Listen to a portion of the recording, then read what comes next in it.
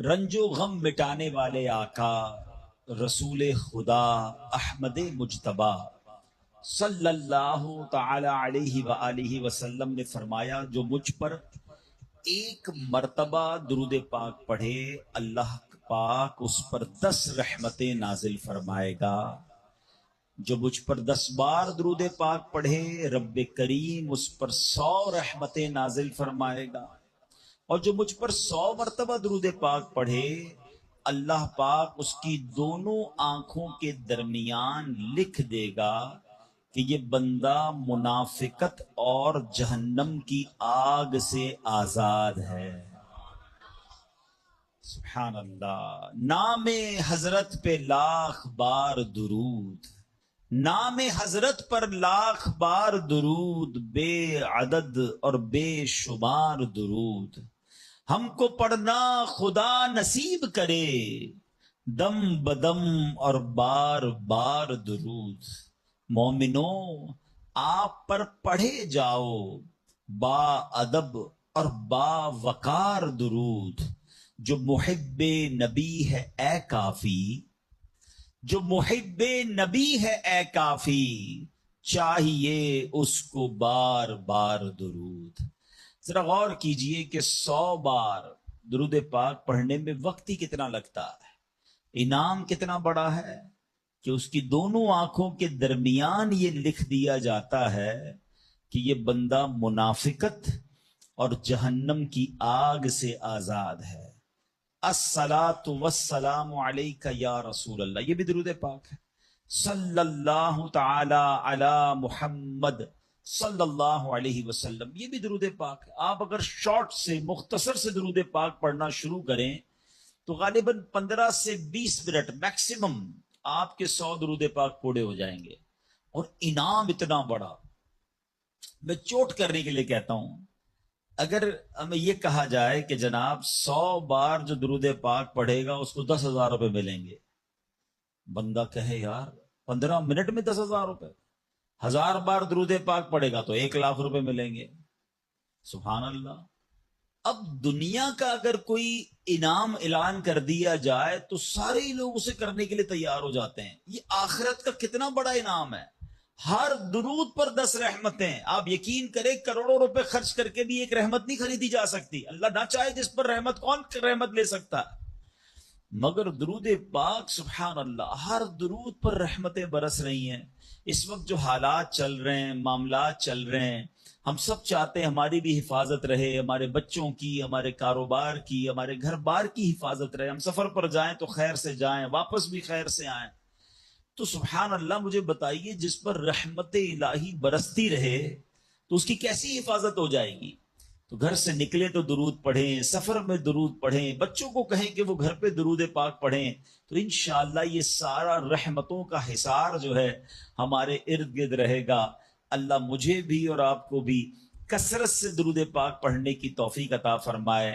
آئیے مل کر محبت کے ساتھ بآواز بلند درود پاک پڑھ لیں۔ صلو علی الحبیب صلی اللہ تعالی علی محمد صلی اللہ علیہ وسلم۔ نبی کی شان میں ہو جس قدر درود پڑھو، محبوں پاؤ گے جنت میں گھر درود پڑھو، 1000 درد کو یہ ایک دوا کفایت ہے، 1000 درد کو یہ ایک دوا کفایت ہے، جو پیش آئے ذرا بھی خطر درود پڑھو۔ ایک بار پھر درود پاک پڑھ لے۔ صلو علی الحبیب صلی اللہ تعالی علی محمد صلی اللہ علیہ وسلم۔ میرے پیارے اسلامی بھائیو، علامہ ابن حجر رحمت اللہ تعالی فرماتے ہیں درود پاک ایک نیکی نہیں ہے۔ سبحان اللہ، ہم درود پڑھتے بعضوں کا سمجھتے ہیں ایک نیکی کمال، یہ کئی نیکیوں کا مجموعہ ہے۔ درود پڑھنے سے ایمان تازہ ہوتا ہے، یہ ایک نیکی۔ درود کی برکت سے نبی پاک علیہ الصلوۃ والسلام پر یقین بڑھتا ہے، یہ دوسری نیکی۔ درود پاک پڑھنے میں تعظیم مصطفیٰ ہے، رسپیکٹ آف رسول اللہ صلی اللہ تعالی علیہ وسلم ہے، یہ تیسری نیکی۔ درود پاک پڑھنے سے آخرت پر ایمان پکا ہوتا ہے، یہ چوتھی نیکی۔ درود پاک میں نبی پاک علیہ الصلوۃ والسلام کے احسانات کا ذکر ہے، یہ پانچویں نیکی، اور درود پاک میں نیکوں کے سردار مکی مدنی تاجدار صلی اللہ تعالی علیہ وسلم کا ذکر ہے، اور نیکوں کے ذکر پر رحمت اترتی ہے، یہ چھٹی نیکی ہے۔ ہائے ہائے، نیکیوں کا انبار لگ جاتا ہے اگر بندہ درود پاک پڑھنے والا بن جائے۔ اللہ مجھے اور آپ کو کثرت سے درود پاک پڑھنے کی توفیق عطا فرمائے۔ ایک بار پھر درود پاک، صلو علی الحبیب صلی اللہ تعالی علی محمد صلی اللہ علیہ وسلم۔ ایک واقعہ بڑا مشہور واقعہ ہے اور قرآنی واقعہ ہے۔ ابراہیم علیہ الصلوۃ والسلام اس کی بات نہیں مانتے تھے، وہ اللہ وحدہ لا شریک کی بات کرتے تھے۔ نمرود خدائی کا دعویٰ کرتا تھا۔ بڑے طویل واقعات ہیں کہ کس طرح نمرود کے دربار میں رہ کر حضرت ابراہیم نے حق کی دعوت دی۔ نمرود نے کہا کہ میں خدا ہوں، تو آپ نے فرمایا خدا تو وہ ہے جو زندہ کرتا ہے۔ تو نمرود نے کیا کیا، ایک بندہ جس کو سزائے موت سنا دی گئی تھی اس کو جیل سے نکال کے رہا کر دیا، کہا دیکھو میں نے بھی زندہ کر دیا، اس کی تو موت لکھی ہوئی تھی نا، سزائے موت ہو گئی تھی، میں نے اس کو فارغ کر دیا۔ آپ نے فرمایا اللہ تو وہ ہے جو موت دیتا ہے، تو اس نے ایک عام بندے کو پکڑا اور اس کو قتل کا حکم دے دیا، اس کو مار دیا، کہا کہ موت تو میں بھی دیتا ہوں۔ حضرت ابراہیم علیہ السلام نے کہا کہ میرا رب وہ ہے جو مشرق سے سورج کو نکال کر مغرب میں طلوع کرتا ہے، اگر تو خدا ہے تو مغرب سے نکال کر دکھا۔ اب اس کے پاس کوئی جواب نہیں تھا، یہ کیسے کر سکتا ہے کوئی؟ تو بہرحال کمال کا جذبہ تھا، کمال کا یقین تھا اللہ وحدہ لا شریک پر، ایسا یقین، سبحان اللہ۔ اب جب نمرود نے دیکھا کہ کوئی بات یہ ماننے کے لیے تیار نہیں ہے، تو ان بدبختوں نے یہ فیصلہ کیا کہ حضرت ابراہیم علیہ السلام کو آگ میں ڈال دیا جائے۔ اچھا وہ کوئی نارمل آگ نہیں تھی، ایسی آگ نہیں تھی کہ لکڑیاں لگائیں اور جناب بندے کو ڈالنا ہے، ایک ایسی آگ تھی کہ جو اس وقت تک اتنی بڑی آگ لگائی نہیں گئی تھی، اور ایسی آگ تھی کہ کوئی پرندہ بھی اوپر سے گزرتا تھا تو وہ گزر نہیں پاتا، جل کے اس کے اندر کوئلہ بن جاتا تھا، اور حضرت ابراہیم علیہ الصلوۃ والسلام کو اس آگ میں پھینکا جانے لگا۔ دیکھیں آج بھی اگر کوئی جیل میں قید ہو نا، سزا سنا بھی دی گئی ہو، تو اس کو یقین ہوتا ہے کہ کوئی نہ کوئی راستہ نکل آئے گا، ضمانت ہو جائے گی۔ یہاں تک کہ سزائے موت کے قیدیوں کو بھی یقین ہوتا ہے کہ چلے کوئی نہ کوئی چانس ہوگا، کوئی سزا معاف ہو جائے گی، کوئی عمر قید میں تبدیلی ہو جائے گی۔ سنا ہے پاکستان کی جیلوں میں کئی سال سے لوگ ہیں سزائے موت کے قیدی ہیں، مگر ان کو سزائے موت نہیں ہو رہی، تو کوئی نہ کوئی یقین یا امید رہتی ہے۔ حضرت ابراہیم علیہ السلام کو آگ میں پھینک دیا گیا ہے، اپنی طرف سے اچھال دیا گیا۔ تو جبریل امین آئے اور آ کر کہا کہ اے ابراہیم کوئی حاجت ہے تو بتائیں۔ حضرت ابراہیم علیہ السلام کہتے ہیں مجھے تم سے کوئی حاجت نہیں ہے۔ کہا پھر جس سے حاجت ہے اس کو بتا دینا، اللہ رب العالمین کی بارگاہ میں تو عرض کریں۔ تو آپ نے کہا حسبی من سؤالی علمہ بحالی، اے جبرائیل میں کس حال میں ہوں میرا رب کریم جانتا ہے، اس کا جاننا میرے مانگنے سے بہتر ہے۔ اب یقین کا لیول تو دیکھیں نا، اللہ دیکھ رہا ہے نا، میرے مانگنے سے بہتر یہ کہ وہ جانتا ہے، اس نے دیکھا ہے، اسے معلوم ہے مجھے آگ میں ڈالا جا رہا ہے، اگر وہ راضی تو میں بھی راضی۔ پنجابی شاعر کہتے ہیں نا، جے سونا میرے دکھ وچ راضی میں سکھ نو چلے پاوا ہوں، اگر میرا مالک میرے دکھ میں راضی ہے تو میں نے سکھ کو کیا کرنا ہے۔ یہ کیسا یقین تھا، مگر اس یقین کا نتیجہ کیا نکلا کہ قرآن میں رب فرماتا ہے یا نار کونی بردا و سلاما علی ابراہیم۔ پھر آگ کو رب نے کیا حکم دیا، ذرا سمجھیے گا بات کو، اللہ کی قدرت کا کیسا نظارہ ہے اس واقعے میں۔ مجھے بتائیے آگ کا کام کیا ہے؟ آگ کا کام تو جلانا ہی ہے نا، عقل بھی کہتی ہے، سائنس بھی کہتی ہے، تجربہ بھی کہتا ہے، جب بھی آگ ہے کوئی چیز ڈالو جلی جاتی ہے، مگر اسی آگ کو رب نے کیا حکم دیا، اے آگ ابراہیم پر ٹھنڈی اور سلامتی والی ہو جا۔ اللہ اکبر۔ حضرت ابراہیم کا ایمان ایسا تھا، یقین ایسا تھا کہ اتنی بڑی آگ جو ہے حضرت ابراہیم کے لیے گلزار بن جاتی ہے، باغ بن جاتی ہے۔ اچھا پھر ہوا کیا کہ نمرود جو ہے कुछ दिनों के बाद, ऐसा नहीं फौरन, कुछ दिनों तक आग जलती रही। हजरत इब्राहिम उसमें डाले जा चुके थे। नमरूद ने सोचा देखूं तो सही कि इब्राहिम का हाल क्या हुआ है। वो अपने महल की छत पर चढ़ गया और छत पर चढ़ने के बाद उसने आग की तरफ देखा। वो हैरान हो गया कि हजरत इब्राहिम उस इतनी बड़ी आग में ऐसे बैठे हुए हैं जैसे बंदा बाग में बैठा होता है। बिल्कुल उस आग ने कोई बाल भी बीका नहीं किया। हजरत इब्राहिम चंद मिनटों या चंद घंटों में नहीं रहे।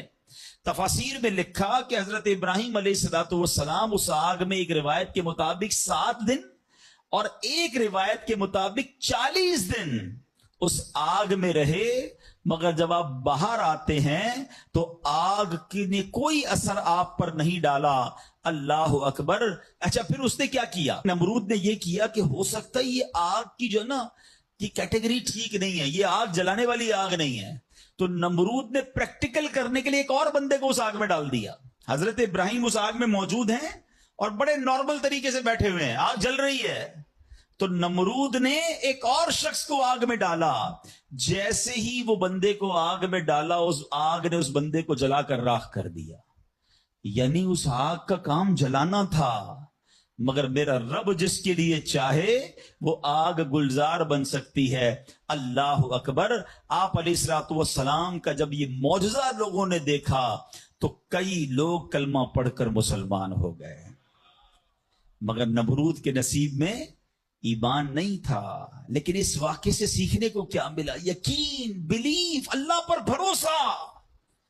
और अगर रब पर भरोसा होना तो ऐसे काम आज भी अपनी आंखों से हम देख सकते हैं। हाँ, शायर मशरिक कहते हैं ना, अगर आज भी हो इब्राहिम सा ईमान पैदा, there is only one condition, ईमान वो चाहिए, यकीन वो चाहिए। अगर आज भी हो कैसा ईमान? इब्राहिम सा ईमान पैदा, आग कर सकती है अंदाजे गुलिस्तां पैदा।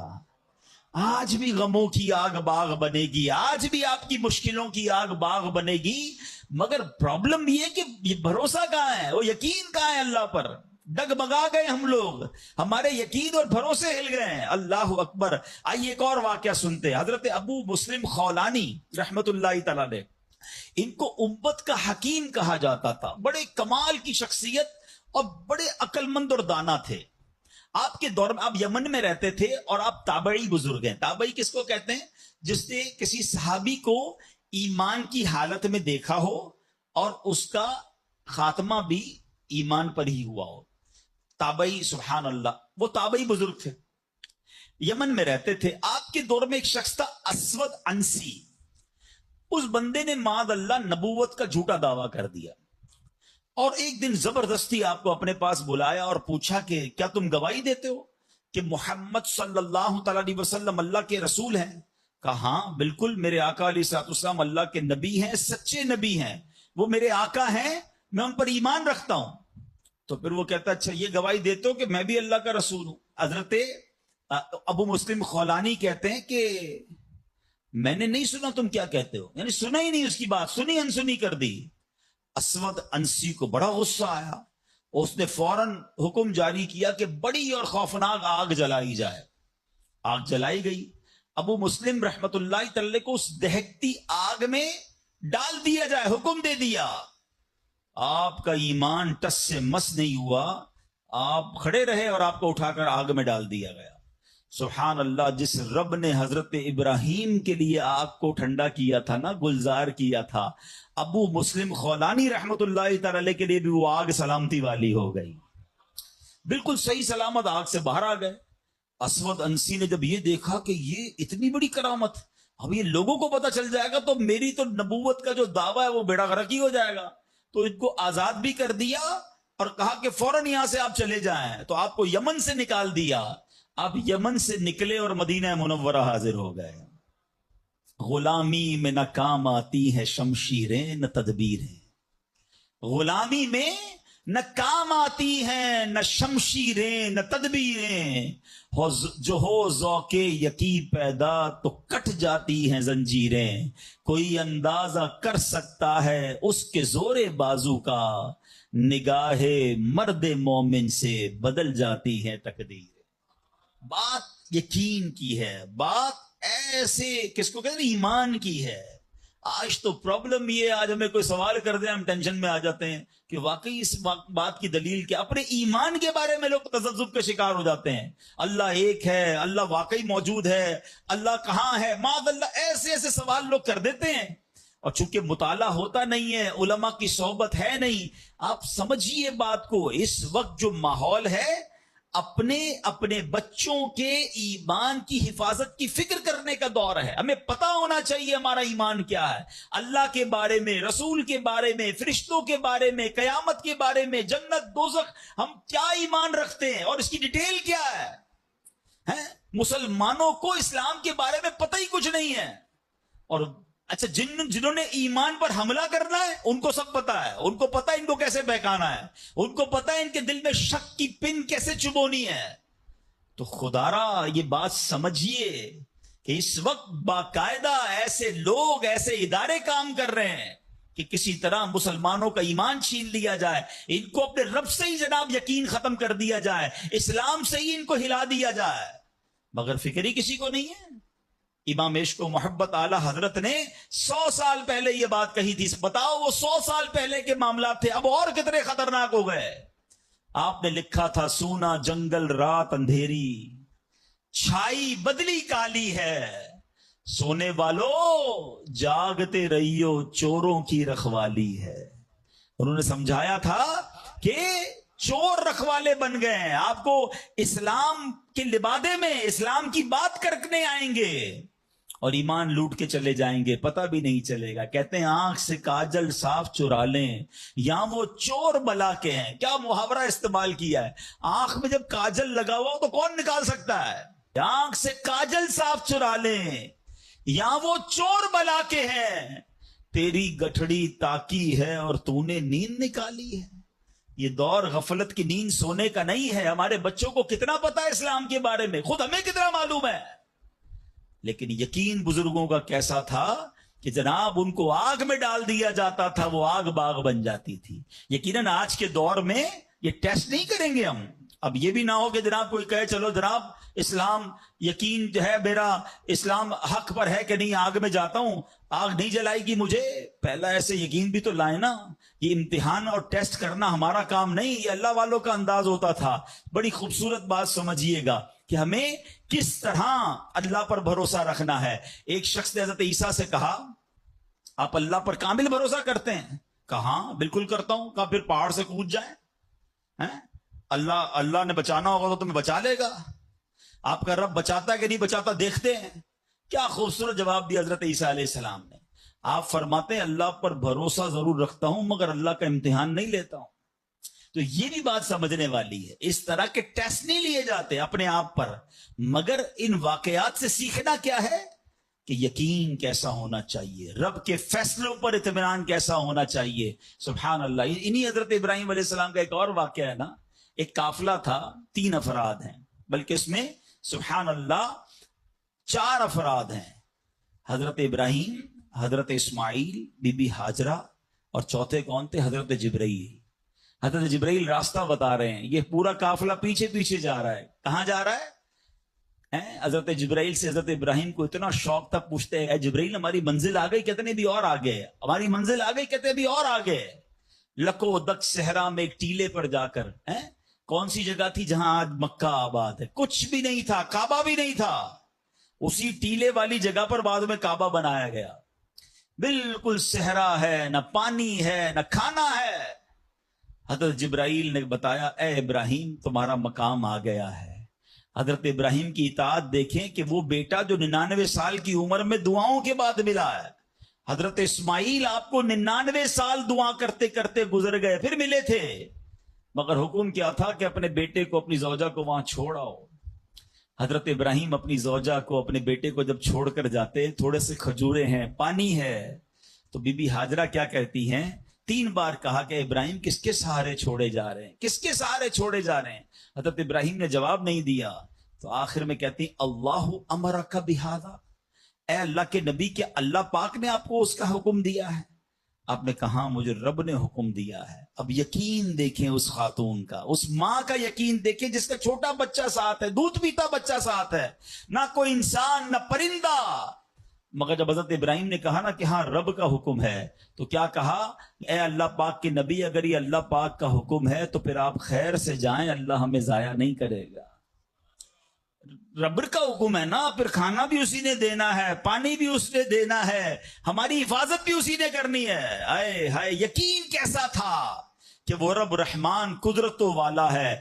اللہ وہ ہے جو مردے سے زندہ نکال سکتا ہے. اللہ وہ ہے جو دن سے رات کو بناتا ہے, رات سے دن کو بناتا ہے. اللہ پاک وہ ہے جو بنجر زمین کو سرسبز و شاداب بنا دیتا ہے. یہ وہی رب ہے جو صحرا سے چشمے نکال دیتا ہے. اللہ پر یقین تھا کہ اگر پانی نہیں تو کیا ہوا, پانی بھی اسی کی نعمت ہے, وہی عطا فرمانے والا ہے. ارے یہاں کھانا نہیں تو کیا ہوا, رزق دینے والا تو موجود ہے. سبحان اللہ. اور ایسا ہی ہوا, کہا آپ خیر سے جائیے, اللہ ہمیں ضائع نہیں کرے گا. کیا خوبصورت شعر ہے نا, یقین مثل خلیل آتش نشینی, یقین مثل خلیل آتش نشینی, یقین اللہ مستی خود گزینی, سن اے تہذیب حاضر کے گرفتار, غلامی سے بدتر ہے بے یقینی. کیا ترجمہ ہوا اس کا, اس کا معنی کیا ہوا؟ یقین کیا ہے؟ حضرت ابراہیم کی طرح بے خطر بغیر ڈرے آگ میں کود جانے کا نام یقین ہے. یقین کیا ہے؟ محبت الہی میں غرق ہو جانا اور اپنے آپ کی اصلاح میں لگ جانا یقین ہے. ایک بڑا پیارا واقعہ ہے. ایک گاؤں میں بارش نہیں ہو رہی تھی اور لوگ پیاسے مر رہے تھے. کئی سال ہو گئے بارش نہیں ہو رہی تھی.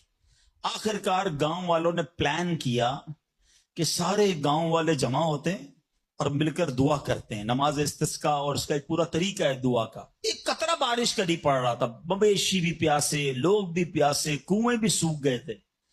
اب جب گراؤنڈ میں لوگ جمع ہوئے نا, تو ایک نوجوان ہاتھ میں چھتری لے کر آیا. لوگ اس کا مذاق اڑانے لگے, ارے اللہ کے بندے, سالوں ہو گئے بارش نہیں ہوئی ہیں, تم چھتری لے کر آئے ہو. تو کہتا مانگنے کس سے آیا ہوں, اس رب نے بارش تو دینی ہے, واپسی کیا بھیگتا ہوا جاؤں گا. اور علماء کہتے ہیں جب دعا شروع ہوتی ہے تو اتنی بارش ہوتی ہے کہ پورا گاؤں بھیگتا جاتا ہے, وہ نوجوان چھتری کے سائے میں جا رہا ہے.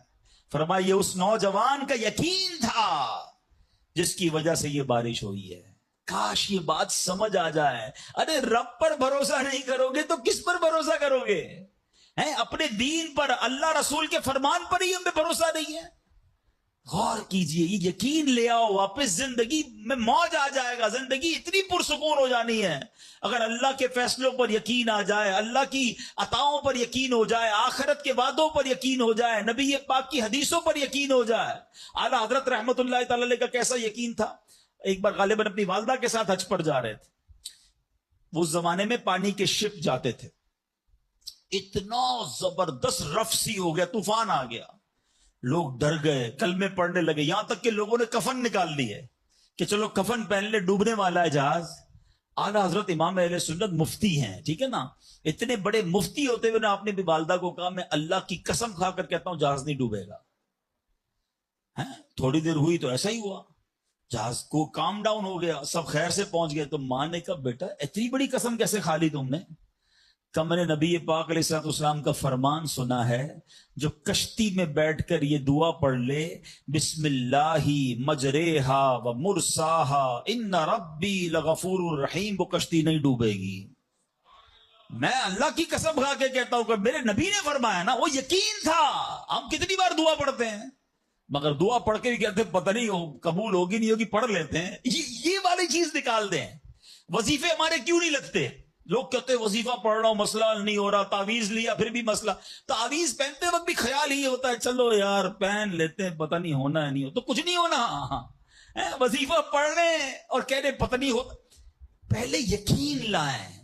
اچھا ڈاکٹر بھی یہی کہتے ہیں, یہ صرف اب یہ وظائف اور ان چیزوں میں نہیں, آپ اگر ڈاکٹر پر بھی یقین نہ رکھیں نا کہ یار اس کی دوائی پتہ نہیں کام کرتی ہے نہیں کرتی, کیونکہ بہت ساری چیزوں کے پیچھے یقین, ول پاور.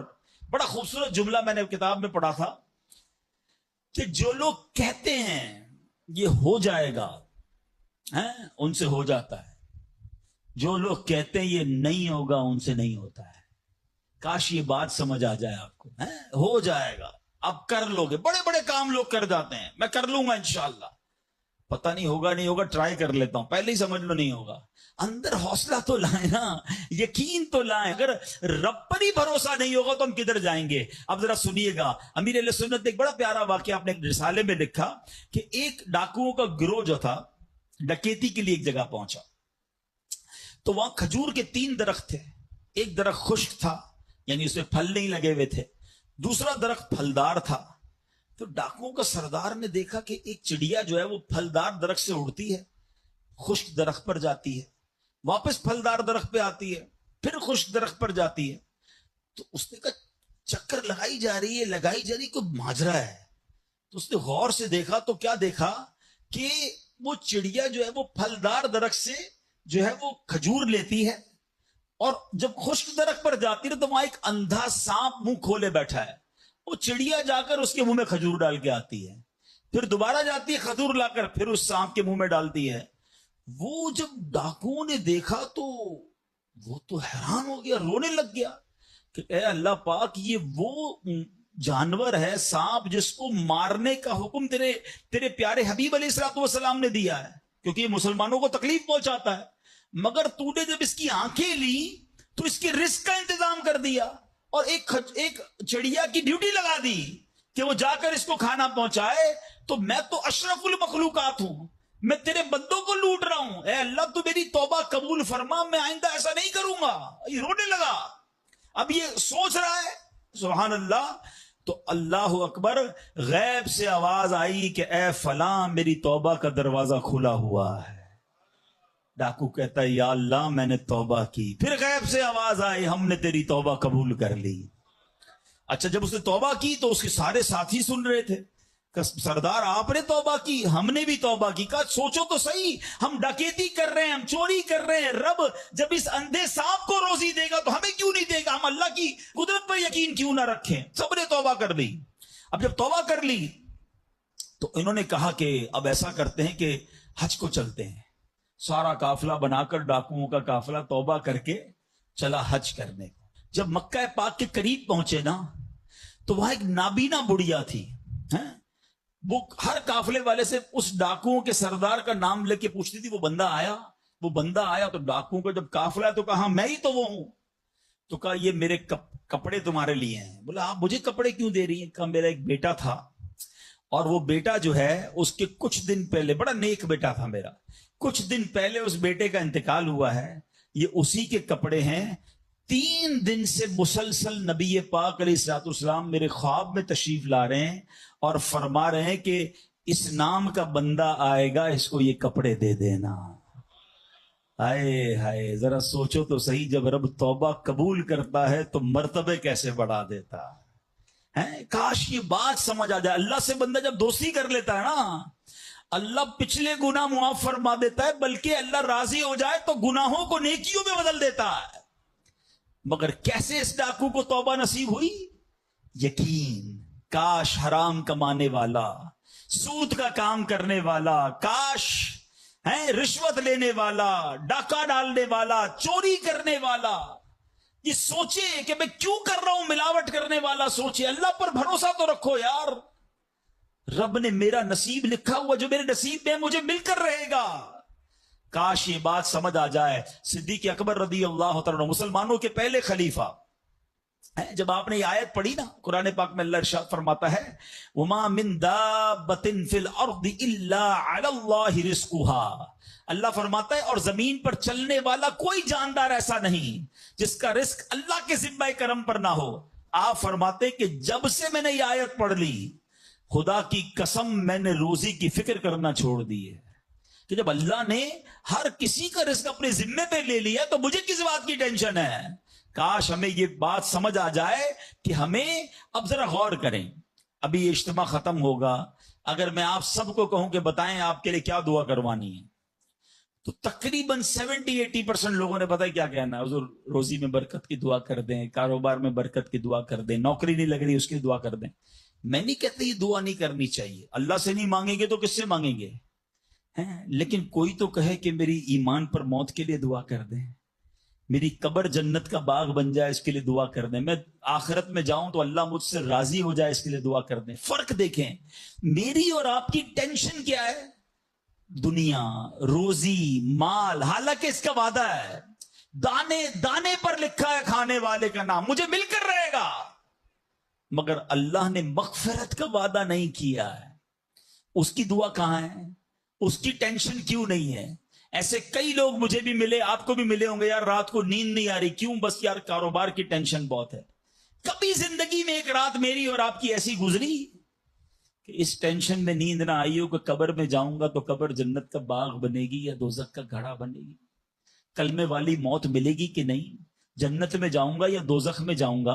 میزان عمل پر جب اعمال تولے جائیں گے، گناہ کا پلڑا بھاری ہوگا یا نیکیوں کا پلڑا بھاری ہوگا؟ یار آج جون جولائی کی گرمی، ہیٹ سٹروک کی باتیں ہو رہی ہیں، 50 ڈگری میں حال برا ہو گیا، سورج 1 میل پر جب ہوگا اور لوگوں کی پیاس زبان سے باہر زبانیں آئیں گی، مجھے جام کوثر نہ ملا تو میرا کیا بنے گا؟ کبھی اس کی ٹینشن، اس کا وعدہ نہیں ہے، یہ اللہ سے دعا کرنی ہے، اس کے لیے کوشش کرنی ہے۔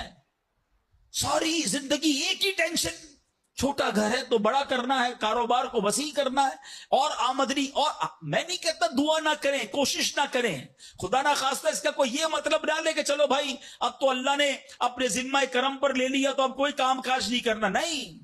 دنیا عالم اسباب ہے، اسباب کا کشکول لے کر بارگاہ الہی میں جانا ہے اور توکل والے انداز میں دعا کرنی ہے، تو اپنی رحمت کے سمندر سے ہمارے اسباب کے کشکول میں وہ ہماری روزی عطا فرمائے گا۔ اسباب اختیار ضرور کرنے، مگر اسی فکر میں زندگی تو برباد نہ کر دینا کہ سارا صبح سے لے کر شام تک ایک ہی ٹینشن۔ بھروسہ رکھے رب پر، یقین رکھے رب پر۔ آج حال یہ ہے، بچہ پیدا ہو جائے تو ٹینشن، او ہو اب میرا بچہ ہو گیا، اس کی آگے پرورش میں کیسے کروں گا، اس کی تعلیم کا کیا ہوگا، اور خاص طور پہ بچی پیدا ہو جائے تو ایسے بدبخت لوگ ہیں کہ اب جناب بیوی کو برا بھلا کہہ رہے ہیں، خاندان میں جھگڑے ہو رہے ہیں بچی کی پیدائش پر کہ اب اس کی شادی کیسے ہوگی، یہ تو بوجھ آ گئی ہے، معاذ اللہ۔ سمجھ نہیں آتی کہ جس رب نے بچی دی ہے انشاءاللہ رزق بھی وہی دے گا، اسباب بھی وہی دے گا۔ ارے جب اس نے مجھے پالا ہے وہ اس کو بھی پالے گا۔ کیا خوبصورت بات علماء نے لکھی، جو رب ہاتھی کو من اور چونٹی کو کن دے سکتا ہے وہ مجھے بھی میرا رزق عطا فرمائے گا۔ آپ ذرا سوچیں تو صحیح، کس کس کو رزق دیتا ہے؟ حدیث پاک کا مضمون ہے تم اللہ پر بھروسہ کرو، جیسا بھروسہ کرنے کا حق ہے وہ تمہیں ایسے روزی دے گا جیسے پرندوں کو روزی دیتا ہے۔ پرندوں کو سمجھتے کتنی کیسے روزی ملتی ہے؟ کبھی گھونسلے دیکھیں پرندوں کے؟ اچھا پہلے تو یہی نہیں پتا کراچی والوں کو تو پرندے دیکھنے کو نہیں ملتے، ہم نے درخت کاٹ کے پورا شہری کنکریٹ کا جنگل بنا دیا، ورنہ یہ پوچھے بزرگوں سے، ہم بھی چھوٹے تھے تتلیاں بھی دکھتی تھی، صبح مدرسے اسکول جاتے تھے تو کوئل کی آواز بھی آتی تھی، اب تو کراچی والوں کے ہارن کی آواز آتی ہے ہم کو۔ اب تو یہ پرندے بھی چلے گئے، کہاں چلے گئے؟ ہم نے درخت کاٹے، ہمیں نظر ہی نہیں کہ درخت ہے کیا۔ آج گاڑی پارک کرنے کے لیے ہر بندہ درخت کا سایہ ڈھونڈ رہا ہے مگر درخت لگاتا نہیں ہے۔ کاش یہ بات سمجھ آ جائے کہ جتنے درخت لگتے جائیں گے شہر یا ملک خوشگوار بھی ہوگا، موسم بھی کول ڈاؤن ہو جائے گا۔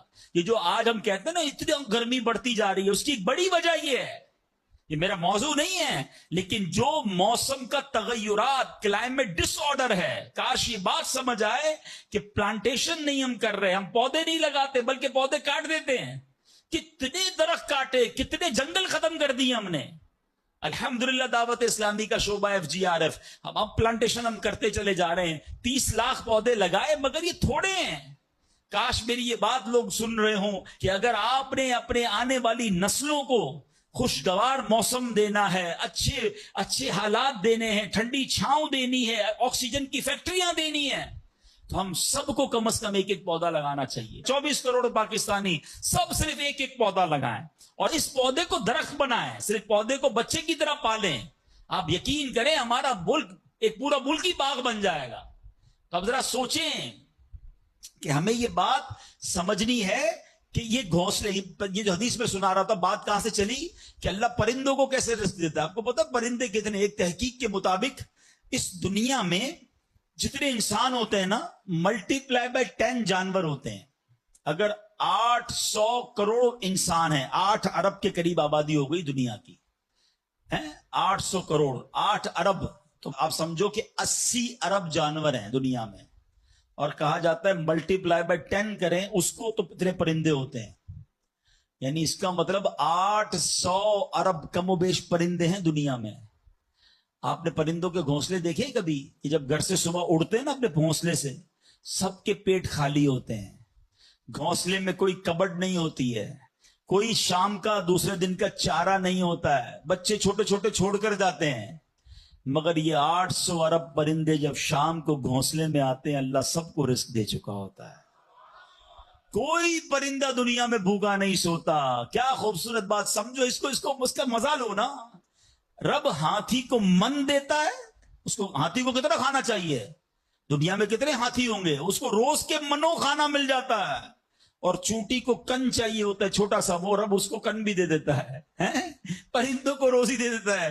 اور جو اشرف المخلوقات ہیں وہ ٹینشن کھا رہے ہیں, وہ کبھی بلڈ پریشر کی گولی, تو کبھی شوگر کی گولی, کبھی ڈاکٹر کے پاس, ٹینشن بہت ہے ڈاکٹر صاحب 2 سال بعد کیا ہوگا, مارکیٹ ڈاؤن. ارے بھائی تب سب چیزوں کا وعدہ ہے اور تم اس ٹینشن میں رہ گئے. ارے یہ کوشش کرنی تھی تو آخرت کی کرنی تھی, اللہ کو راضی کرنے کی کرنی تھی. لیکن ان تمام باتوں کے باوجود, جیسے میں نے کہا نا کہ چھوڑنا نہیں ہے کام کاج. کچھ بے وقوف لوگ یہ سمجھ رہے ہوتے ہیں ایسا نہیں ہوگا. بڑی خوبصورت ایک بات اور کر دوں کہ اللہ پر بھروسہ کیسا کرنا ہے. ایک صوفی بزرگ شیخ سعدی لکھتے ہیں کہ ایک شخص تھا, گھر سے محنت مزدوری کے لیے, کام کاج کے لیے نکلا. اس نے دیکھا کہ ایک لومڑی ہے, اندھی ہے, اپاہج ہے, نہ دیکھ سکتی ہے نہ چل سکتی ہے. وہ حیران ہو گیا, ہاتھ پیر بھی نہیں, آنکھیں بھی نہیں, یہ لومڑی کھاتی کہاں سے ہے, چیک کرتا ہوں. تھوڑی دیر بیٹھا تو ایک شیر آیا. شیر نے کہیں سے شکار کیا تھا, وہ اپنا شکار لومڑی کے آگے ڈال دیا. اندھی لومڑی, اس نے جو کھانا تھا کھایا, باقی شیر لے کے چلا گیا. اس نے کہا کمال ہے جناب, اپاہج لومڑی کو رب رزق دیتا ہے, تو مجھے کیا ضرورت ہے نوکری کرنے کی, مجھے کیا ضرورت ہے کام کاج کرنے کی. جا کے بیٹھ گیا مسجد میں, 3 دن ذکر کرتا رہا, عبادت کرتا رہا, ایک دانہ کھانے کو نہیں ملا. اللہ اللہ اللہ اللہ کر رہا ہے. اس کے بعد جب بھوک سے بحال ہو گیا تو اللہ سے فریاد کی, یا اللہ مجھے کوئی رزق نہیں ملا. کیا شاندار ارشاد ہوتا ہے, ابھی کیسا زبردست جملہ ہے. ارشاد ہوا, تو نے لومڑی دیکھی ہے, شیر نہیں دیکھا. لومڑی کیوں بننا ہے, شیر بننا. اپنا رزق بھی کما اور دوسرے کو کھلانے والا بن جا. کچھ لوگ سمجھتے مجھے کوئی اور کھلا ہے, اب میرا بھائی کما رہا ہے, میں گھر میں بیٹھا مزے کرتا رہوں. نہیں, فرمایا ایک بلکہ واقعہ آتا ہے, ایک بزرگ کے بارے میں آتا ہے. ایک شخص گیا, کہا میں نمازیں پڑھ رہا ہوں, عبادت کرتا ہوں, میرا بھائی مجھے سپورٹ کرتا ہے, وہ روزی کماتا ہے. فرمایا تیرا بھائی تجھ سے زیادہ افضل ہے. اللہ کو یہ پسند ہے کہ بندہ اپنے ہاتھ سے کمائے, کسی پر ڈیپینڈیبل نہ رہے, کسی پر بوجھ نہ رہے. یہ شریعت کو محمود ہے. کوشش کرنی ہے, پھر اس کے بعد اللہ پر چھوڑ دینا ہے. کوشش سے انکار نہیں ہے, مگر صرف کوشش کرتے کرتے نمازیں بھی جا رہی ہیں, بھروسہ بھی رب پہ جا رہا ہے, یقین بھی ختم ہو رہا ہے, صبح سے شام مال کما رہا ہے, یہ پسندیدہ نہیں ہے. تو ان دونوں چیزوں میں فرق کرنا ہے اور اللہ پر یقین رکھنا ہے. پھر دیکھیں انشاءاللہ کیسے دنیا اور آخرت کی برکتیں ملتی ہیں. تو بہرحال میرے پیارے اسلامی بھائیوں, کاش یقین مل جائے تو پھر دیکھیں یقین کیسے کام بناتا ہے. امام حسن بصری نے ایک حدیث پاک بیان کی. آپ فرماتے ہیں, حدیث سنیے گا. پیارے آقا علیہ الصلوۃ والسلام فرماتے ہیں, لوگوں کو اس دنیا میں سب سے بہترین چیز یقین اور عافیت عطا کی گئی ہے. لہذا اللہ پاک سے ان دونوں چیزوں کو سوال کیا کرو. اللہ سے یقین مانگے اور اللہ سے عافیت مانگے. امام حسن بصری جب حدیث پاک بیان کی نا تو فرمایا, رسول اکرم علیہ الصلوۃ والسلام نے سچ فرمایا, یقین ہی کی برکت سے جنت ملتی ہے, یقین ہی کی برکت سے آدمی جہنم سے دور بھاگتا ہے, یقین ہی کی برکت سے فرائض پورے ادا کرتا ہے, یقین ہی کی برکت سے آدمی ایمان پر ثابت قدم رہتا ہے, اور عافیت میں بڑی بھلائی رکھ دی گئی ہے.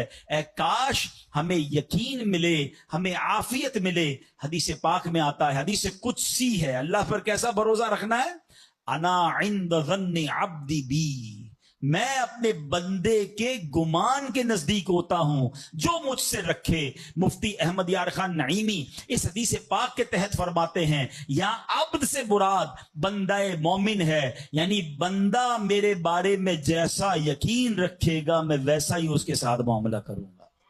بس یہ سمجھ لو آج بات، میرا اللہ بہتر فرمائے گا، رب میرے لیے بہترین فیصلہ کرے گا. وہ مجھے پالنے والا ہے، میری ماں سے زیادہ چاہنے والا. یقین تو کرو نا اس پر. لوگوں کو اللہ پر ہی یقین نہیں رہا ہے. میرا تو کام ہی خراب ہو جاتا ہے، اللہ معاذ اللہ، اب اس میں کفریہ کلمات بھی کہہ دیتے ہیں. میرا تو جناب مسئلہ ہی حل نہیں ہوتا، میری دعا تو رب سنتا ہی نہیں ہے، میری مشکل آسان وہ کرتا ہی نہیں ہے. تم کھڑے نہیں ہو سکو گے. تم اللہ پر، اللہ سے بدگمان نہ رہنا. اللہ کرے کہ انسان یہ سمجھ جائے کہ مجھے رب پر اچھا گمان رکھنا ہے. شاعر کہتے ہیں نا، جو سوچتا ہوں وہی بات ہونے لگتی ہے. پوچھو پازیٹیو لوگوں سے، ان کے ساتھ پازیٹیو جب سوچتے ہیں پازیٹیو ہونے لگتا ہے. جو سوچتا ہوں وہی بات ہونے لگتی ہے. جڑا ہوا ہے زمانہ میرے گمان کے ساتھ. اچھا سوچو گے تمہیں اچھا ملے گا. اب غور فرمائیے، جب یہ ذہنی بندہ بنا لے یار سچ سے کاروبار نہیں چلتا، تو پھر آپ کو برکت کاروبار میں کیسے ملے گی؟ پہلے ہی آپ نے یقین کر لیا ہے. جب یہ ذہن بنا لے کہ نماز کے لیے وقت نکالا تو کام میں نقصان ہو جائے گا، تو پھر کام میں ترقی بھی نہیں ملے گی. اب ذہن بنا لیا کہ ترقی کے لیے صرف دنیا کی ڈگریاں کمانی ہیں، تو پھر قرآن کریم کی برکات کہاں سے نصیب ہوں گی؟ جب یہ ذہن بنا لیا کہ آج نیکی کا دور ہی نہیں ہے، کچھ لوگوں کا ذہن بن گیا ہے بھائی جناب کوئی نیکی کا دور نہیں ہے، تو پھر نیکی کی برکت بھی نہیں ملے گی. ذہن پازیٹیو رکھیں، ذہن اچھا رکھیں، انشاءاللہ آپ دیکھیں آپ کے ساتھ اچھا ہونا شروع ہو جائے گا. میرے پاس وقت کم ہے ورنہ اس پر تو پوری ریسرچ موجود ہے. آپ پازیٹیو سوچتے ہیں تو پازیٹیو انرجیز آپ کی طرف متوجہ ہو جاتی ہیں. اب تو سائنس بھی کہتی ہے نیگیٹو سوچتے ہیں تو نیگیٹو انرجیز آپ کی طرف متوجہ ہوتی ہیں. آپ ڈی مورلائز ہونا شروع ہو جاتے ہیں، آپ کے حوصلے ٹوٹنا شروع ہو جاتے ہیں. اور جس کو ول پاور کہا جاتا ہے، جس کو اچھا سوچنا کہا جاتا ہے، اگر بندہ یہ کرنا شروع کر دے پھر دیکھیں اس کے کام کیسے بن جاتے ہیں. تو اللہ کرے کہ بھئی یہ بات سمجھ آ جائے کہ ہمیں اپنے رب سے انشاءاللہ یقین حاصل کرنا ہے. حضرت خالد بن معدان رحمت اللہ تعالی علیہ فرماتے ہیں تعلموا الیقین کما تعلموا القرآن، یعنی یقین کو بھی ایسے ہی سیکھا کرو جیسے قرآن سیکھتے ہو. میں نے بھی اسے سیکھ کر حاصل کیا ہے. سبحان اللہ. اب یقین سیکھنے کے لیے، یقین حاصل کرنے کے لیے علماء نے بڑے طریقے لکھے. پہلے تو بندہ دعا کرے کہ اے اللہ مجھے اپنا یقین عطا فرما. بڑی پیاری دعا حضرت ابوبکر صدیق کیا کرتے تھے، اللہم حب لی ایمانا و یقینا و معافاتا و نیہ. اے اللہ مجھے پکا ایمان، پختہ یقین، عافیت اور سچی نیت عطا فرما. اللہ پاک سے دعا کرتے رہیں اور ایسے لوگوں کے ساتھ رہیں. آخری بات کر لیتا ہوں جناب، پرابلم پتہ کیا ہے؟ ڈی مورلائز بندہ پتہ کہاں ہوتا ہے؟ اس کا یقین متزلزل کب ہوتا ہے؟ وہ کیسے شک اور شبے والی لائف میں آ جاتا ہے؟ یہ صحبت سے ملتا ہے. آپ جب اللہ پر پکا یقین کرنے والے لوگوں میں بیٹھتے ہیں نا، آپ کا یقین بھی بڑھنا شروع ہو جاتا ہے. یار اس کو اللہ پر کتنا بھروسہ ہے. بیمار ہے پھر بھی کہتا ہے میرا رب کریم ہے، پریشان ہے پھر بھی کہتا ہے اللہ کی رضا پر راضی ہوں، میرا رب سب ٹھیک کر دے گا. جب ایسے لوگوں کے ساتھ آپ بیٹھتے ہیں نا، آپ کا یقین توکل بھی مضبوط ہونا شروع ہو جاتا ہے، بندہ اسٹرانگ ہونا شروع ہو جاتا ہے. اور جب بندہ بیٹھتا اٹھتا ہی ایسے لوگوں میں ہے جو ہر وقت مایوسی کی باتیں کرتے ہیں، ہر وقت جناب آنے والے خطرات اور پریشانیوں کا ہی ذکر کرتے رہتے ہیں، ارے بھائی کچھ نہیں ہونا، سب برباد ہو گیا ہے، سب ختم ہو گیا. ان کے پاس جب بیٹھو ایسا لگتا ہے سب کچھ تباہ ہونے والا ہے. ایسے لوگوں کے ساتھ نہ بیٹھیں، حوصلے والے لوگوں کے ساتھ بیٹھیں، توکل والے لوگوں کے ساتھ بیٹھیں، اللہ سے محبت کرنے والوں کے ساتھ بیٹھیں. پھر دیکھیں انشاءاللہ آپ کے کام کیسے سیدھے ہو جائیں گے. ایک آخری بات چلے کر لیتا ہوں، اللہ پر بھروسہ، اللہ کے فیصلوں پر یقین کیسے حاصل ہو. مجھے یہ کیسے پتا چلے کہ یار یہ چیز میرے لیے بہتر ہے. میں نے کئی بار اپنے بیانات میں یہ اگزامپل دی ہے، میں دوبارہ دے دیتا ہوں شاید کسی کے دل پر اثر کر جائے. میں مثال دیتا ہوں. ہمیں بعض اوقات بندہ پتہ ہے اللہ سے یقین کہاں ٹوٹتا ہے؟ جب بندہ دعائیں مانگتا ہے، التجائیں کرتا ہے، بڑی رو کر التجا کرتا ہے، مصیبت میں ہوتا ہے، اس کو کوئی چیز چاہیے ہوتی ہے اور اس کو نہیں ملتی ہے، تو بندہ کہتا ہے رب تو میری سنتا ہی نہیں ہے. اتنی دعائیں کی، مسجد میں جا کے کی، مکے مدینے میں جا کے کی، فلاں بزرگ سے بھی دعا کرے، نہیں ہو رہا میرا کام۔ جب بندے کا کام نہیں ہوتا نا تو اس کو لگتا ہے کہ یار میں اللہ پر کیسے بھروسہ کروں، یہاں جا کر شیطان حملہ کرتا ہے۔ اب آئیے اس وسوسے کو کیسے ختم کریں۔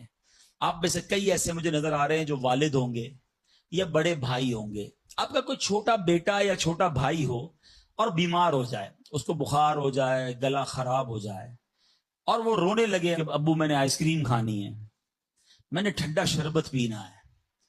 اچھا بتائیے، آپ اسے ٹھنڈا شربت پلائیں گے؟ وہ رو رہا ہے آپ کے سامنے، آئس کریم کھلائیں گے اسے؟ جواب دیجئے، نہیں، وہ رونے دیں گے آپ اس کو۔ آپ کا ایک دوست برابر میں بیٹھا ہو اور کوئی کہے یار کیسے ظالم ابو ہیں، بچہ رو رہا ہے، دے دینا اسے آئس کریم، تو آپ ایک جواب دیتے ہیں، میں والد ہوں، مجھے پتا ہے اس کو کب کیا دینا ہے۔ ایسا ہی ہے نا؟ اب ذرا دل پر ہاتھ رکھ کے میرا جملہ سننا، تم والد ہو، تمہیں پتا ہے بیٹے کو کب کیا دینا ہے، میرے مالک کو نہیں پتا مجھے کب کیا دینا ہے۔ میں رو رہا ہوں، میں گر گڑا رہا ہوں، میں تڑپ رہا ہوں، وہ نہیں دے رہا، ارے یہی بہتر تھا۔ ہو سکتا ہے کہ میں جو مانگ رہا ہوں مجھے مل جاتا تو وہ میرے لیے اور برا ہوتا۔